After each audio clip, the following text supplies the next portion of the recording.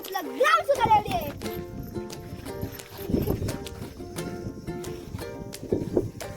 तर हा मित्रांनो आपले ग्राउंड आपली फर्स्ट स्टेप असणार की आपण दगडी असतात मागं तर तुम्ही बघितली तर हे सगळं आहेत का आपलं कचरा विचरायचं सगळं उचलायचं आणि ते नीट साफ करून घ्यायचं. नंतर आपण बाकीचे स्टेप्स करूया. चला सगळ्यात पहिला आपण